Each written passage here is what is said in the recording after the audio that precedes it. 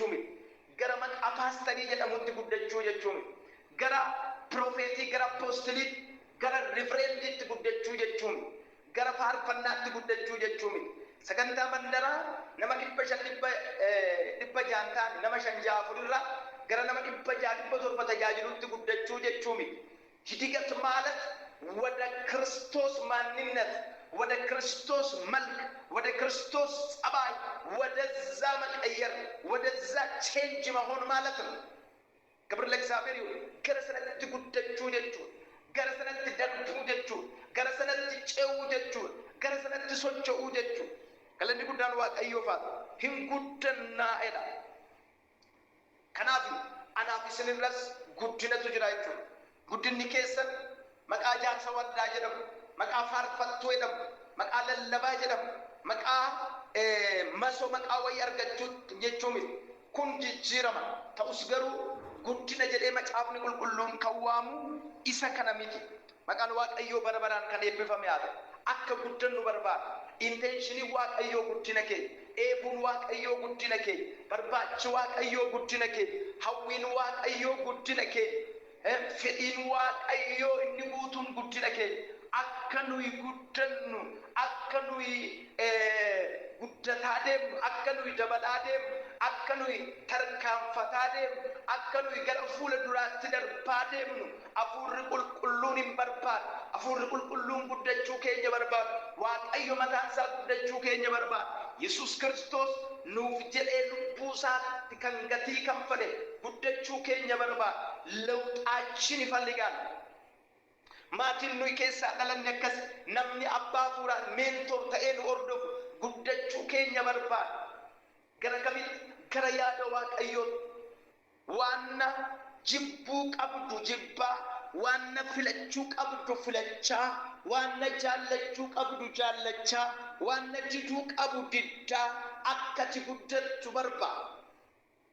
Galanni guddaan Waaqayyoofaadha. Kun amaloota namoota guddatanii.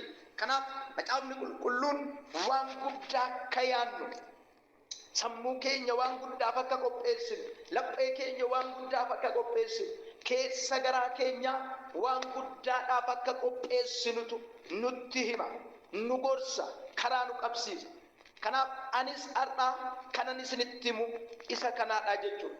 Maqaan Waaqayyoo bara baraan kan eebbifame haa ta'u. Macaafa qulqulluu keenya keessatti waa'ee guddachuu kana dubbachuu duwwaa osoo hin ta'in amala warra guddina fedhii qabanii amala warra guddachuu barbaadanii amala warra guddachuus danda'anii macaafni qulqulluun gadi fageenyaan nutti hima. Maqaan Waaqayyoo bara baraan haa eebbifamu. Amala warra guddachuu danda'anii gadi fageenyaan macaafni qulqulluun nu barsiisa nu taasaa nu gorsa jechuudha. Namoonni tokko tokko guddachuu barbaadu. Guddachuudhaaf garuu wanta barbaachisu gochuun barbaada. Namoonni tokko tokko guddachuu hin fedhu. Wanta guddinaaf ta'u fedhii qofa miti. Fedhiin sun gochatti jijjiiramee wanti guddina namaatiif ta'u sun fayyadamuudhaan namni gara guddachuutti dhufa. Fakkeenyaaf mucaan tokko dhalatee guddachuu waan barbaaduuf, guddachuu waan hawwuuf, guddachuu waan dheebotuuf duwwaa nama guddaa hin ta'u. Akka inni guddatu kan godhu soorata inni sooratu, qilleensa inni fudhatu, qabiinsa maatii, qulqullina inni qabuun fayyummaa isaa kun hin jiru taanaan namichi guddachuu hin danda'u. Guddachuun barbaada jecha, guddachuun fedha, guddachuun dheebodha jecha nyaata nyaadhu yoo ta'e namichi kun guddachuu hin danda'u. Guddachuun barbaada jecha dhugaatiin dhugu yoo ta'e namichi kun guddachuu hin danda'u. Guddachuun barbaada jecha fakkeenyaaf namni tokko piroofeesara ta'uu barbaada. An piroofeesara ta'uutu hawwii kooti waan jedhe piroofeesara ta'uu hin danda'u. Dooktar ta'uu barbaada waan jedhe dooktara ta'uu hin danda'u. Injiinara ta'uu barbaada waan jedheef injiinara ta'u. Injiinara ta'uu waan barbaaduuf miti kan inni injiinara ta'u. Injiinara yoo ta'e karaa injiinaratti isa geessu hordofuun dirqama isaa. Doktora yoo ta'uu barbaade doktora ta'uudhaaf waan isa dandeessisu hordofuutu isarra jira. Mucaan biraazariin ani irratti dhalatu amma yuunivarsiitii baratu tokkotu yeroo hundumaa paayileetii ta'uu barbaada. Hawwiinsa akkas ture. Naan isa booddee mana barumsaa barumsaatii tokkoffaa lammaffaa kan tokkoffaa kana ba'ee gaafa galu maatiin badhaasa kennu. Inni garuu akkanadha. Yoon maal danda'en paayileetii ta'uu danda'aadha. An kaapiteenii xiyyaara balaliisu ta'uu kan hin danda'u yoon maal ta'edhaadha. Yoon maal ta'edhaadha. San ta'uu kan inni danda'u waan hawwii mana barumsaa keessa taa'ee xiyyaara mataasaa gararraa darbitu arkee akka namicha kanaan ta'a jedhee waan hawweef qofa otoo hin ta'in achirraa maddaa jalqabni hawwii sanarraa waan sana arguurraa hiikaa fedhii waan sanaa qabaachuurraa jalqabaa fedhii sana gara gochaatti fiduutu irra jiraata fedhii sanaaf aarsaa kanfaluutu irra jiraata gara satti nu kanaaf barumsa kee irreegaa barumsa fiiziksii barnoota akkasii kana yoo dandeesse isaan kana sirriitti yoo hojjette sana ta'uu dandeessaa jedhu. Sana booda barnoonni inni qayyabatu hundumtu barumsa kaalkuleeshinii. Maaliif bakka paayileetii ta'u yookaan kaappiteen xiyyaara balaliisu ta'uu waan barbaadu.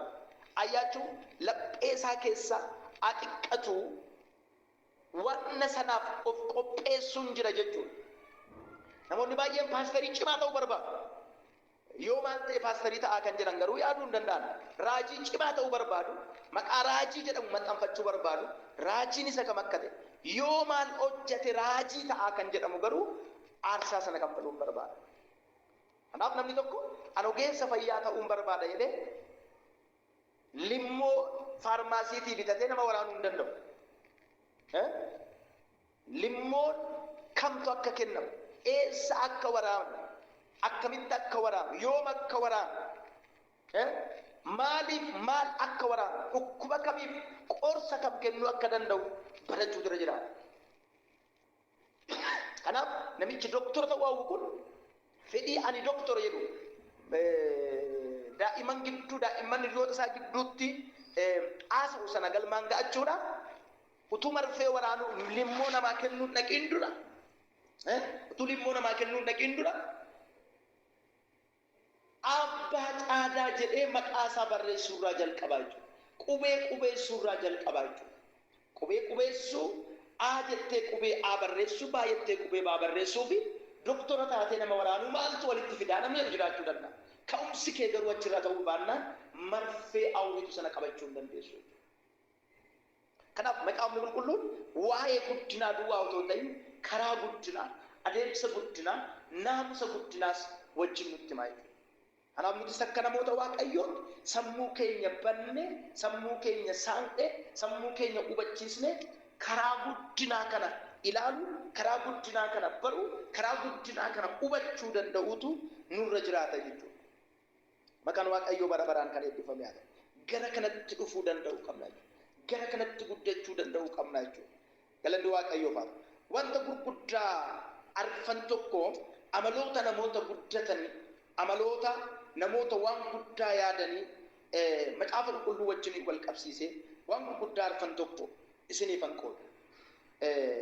Namoonni guddatan, namoonni jijjiiramuu barbaadan, namoonni jireenya isaanii irratti jijjiirama fiduu barbaadan maal godhu kan jedhu inni jalqabaa inni ijoon fedhii qabaachuudha isiniin jedheera. Fedhii qabaachuudha, hawwii qabaachuudha, dheebuu qabaachuudha. Wanta ta'uu dandeessu sana adda baaftee baruu. Fakkeenyaaf tajaajilaan ta'a jennaan tajaajilaa jechuun maal jechuudha? Gatiin inni kaffalu maal? Bu'aan inni argatu maal? Hojii eenyu hojjeta? Akkamitti hojjetaa kan jedhu underline gootee jara murtee baruu danda'utu sirra jira. Akkuma kana professional kamiyyuu yoo ta'e professional kennitan sana kallattii sanaan ilaalu. Kanaaf namoonni kun gara waan barbaadaniitti dhufuudhaaf gara waan guddaa arganiitti dhufuudhaaf maal gochuutu isaanirra jira kan jedhu inni ijoon fedhii qabaachuudhaan booda nuti lakkoofnu barachuudha. Mammaar yaasfalligaa. Namoonni guddatan hin baratu duwwaa miti barataa baratu. Jireenya isaanii keessatti walitti fufiinsaan waan haaraa argachuu barbaadu. Waan haaraa barbaadu. waan aaraa bira ga'uudhaaf hin qotu, hin qoonfaru, hin qeeca'u, hin seqatta'u hin barbaadu. Kun amala warra guddachuu barbaadanii, amala warra guddina fedhanii, amala warra guddina dheebotanii. Maqaan Waaqayyoo bara baraan kan eebbifame haa ta'u. Isaan kun maal inni waan beekanitti yeroo kamiyyuu quufoo miti. Kana jechuun ofitti amanamummaa hin qaban jechuutu hin ta'in. Kana jechuun ofitti amanamummaa hin qaban, waan beekanitti ofitti amanamummaa hin qaban jechuutu hin ta'in. Naga'a beekee fixeera, baree fixeera, gahee fixeera hin jedhan.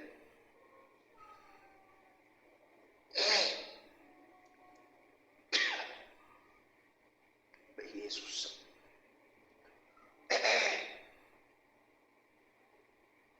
sorry, maqaa Yesuusin haa ifatamu.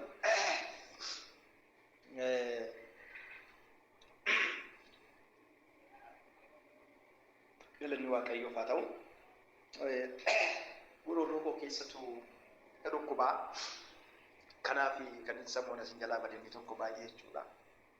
Waan xiqqoo yoon dubbadhe kennina jedha waan ta'eef. Maqaa Yesuusin hin amanuanii fudhadhuuf jechuudha. Labsii seexanaa Waaqayyo gaariidha.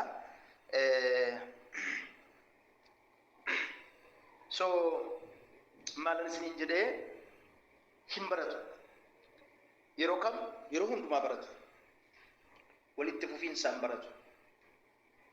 Wanti isaan beekan, wanti isaan hubatan, wanti isaan baran, wanti ammammaa isaan beekan naga'an jedhan, na'afa jedhu. Isaan akkasii kana biraa barnoota jechuun yuunivarsiitii seenanii digirii tokko fuudhanii ba'anii naga'a jedhanii taa'u miti. Xiggiin beekumsaadhaa yuunivarsiitii mootummaan ta'u isaan kana biratti xiggiin beekumsaadhaa namoota figural person ta'an hin ta'u namoota kana biratti xiggiin beekumsaa xaafiin beekumsaa inni sirriin Yesuus waan ta'eef Waaqayyoorraa immoo yeroo hundumaa waan taaraan baratama waan ta'eef isarraa barree fidhu waan ta'eef gara waan aaraa baruutti yeroodhaa yerootti of qopheessu, of kennu, waan haaraa barachuudhaaf hin taa'u. Kitaabni qulqulluun seenaa Phaawulos gaafa nutti himus Phaawulos nama jabaa, nama cimaa, nama barate, nama dubbatee amansiisu, waan dubbatutti nama leeyyaa, dhugaa amanetti aarsaa kanfaluudhaaf nama duuban deebine akka ta'e macaafni qulqulluun nutti hima. Kana duwwaa miti. Phaawulos miila Gamaaliyaa jala taa'ee akka baratu. Phaawulos gooftaarraallee akka baratu. Sagalee Waaqayyoo nutti hima.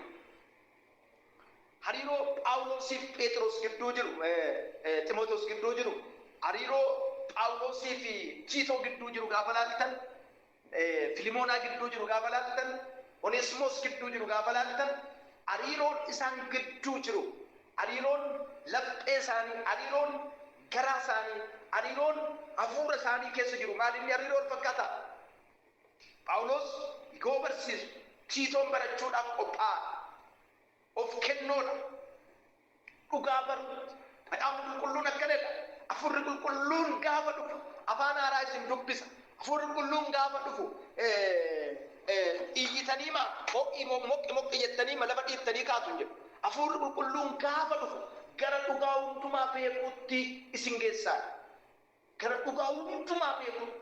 Haleluuyaa. Namni hafuuraa waan hundumaa hin qoraaye. Galanni Yesuusiif haa ta'u. Dhugum hafuurri qulqulluun nu keessa yoo jiraate, dhabbee keenya keessa yoo jiraate naga'e hin jedhu. Keemistiriidhaan digirii tokko fudhannee kompoos hin jedhu. Phaawuloosiin digirii tokko fudhannee nama daa'u hin goonu. ማይመሆናችን እንረዳለን። ምክንያቱም እውቀት ብዙ ስለሆነ፣ እውቀት ሰፊ ስለሆነ፣ እውቀት ባዝ ስለሆነ ወከረ ሁንዱም አከፍ እንዴት ነው ፍለኮ namni keenya garuu digirii tokko fiildii tokko fudhatee gaafa ba'u adeemsatu jijjiirama, dubbiitu jijjiirama, haasaatu jijjiirama. Nama ingiliffaan xalayaa barreessuu hin dandeenyetu akka nama ingiliffa malee hin beeknee of godha. Of hima, of mul'isa. Dhugaa yoo dubbanne garuu beekaan fixe lafa kanarra hin jiru. Amma beeku qixa beekutti beeka malee waan hundumaa namni beeku hin jiru. Kana hundumaa yeroo hundumaa nan dubbadha waan kana. Ani akka barataa ikoonomiksii tokkotti kan hin baradhe ikoonomiksii. Kan hin baradhe ikoonomiksii. Ikoonomiksii yoo na gaafatte waan xiqqoo tokko si gorsu, waan xiqqoo tokko si deeggaruu nan danda'a. Waa'ee fayyaa yoo na gaafatte garuu maayyiidha. Minimaalaa mana ogeessa fayyaa bira yoo naqe iddoon inni si waraana jedhe waraansifachuu dawaa inni liqimsinaan jedhe fudhachuurra kan darbe minimaalaa alaqe. Gin nama baratu tuun ta'e sarchi maarag maanbab googil maarag chillabba. Fedhiin keenya ittifamaa waan ta'eef hawwiin keenya ittifamaa waan ta'eef garuu maallaa godhaa hin jireenyi keenya guyyaa guyyaa garuu waan kana wajjin wal qabata. Waa'ee seeraa yoo na gaafatte maayyifne waan xiqqoo sitti himuu hin danda'a. Sanarra kan darbe sitti himu. Eenyu amma eessaatti mirga akkanarraa qaba? Eenyu amma eessaatti daangaa akkanatti darbe? Eenyu yoo daangaa natti darbe maal akka adabamu? Maaliin akka adabamu? Seera kamiin akka adabamu? Hin beeku. Maayyifne. Argitanii waan xiqqoo tokko hin beekaa jechuudha. Namni kamuu akkas. Warri guddachuu barbaadan garuu fedhii beekumsaa, fedhii waan haaraa argachuu, fedhii waan haaraa bakka buusuu qabu. Bakka haaraa daawwatu, kitaaba haaraa dubbisu, nama haaraa wajjinii wal baru, dandeettii haaraa gabbifatu. Namoonni akkasii kun umurii isaanii guutuu barattoota bakka. Hullee maaraadha. Waa wayii bira gahuudhaaf ciisanii bulan sarchi haaraa gaala. Haleluuyaa. Waaqayyo sammuu akkasii nuuf haa kennu. Ogummaa akkasii nuuf haa kennu. Kanaaf Phaawulos Tiitoodhaan Ximootiyoosiin gaafa dubbatu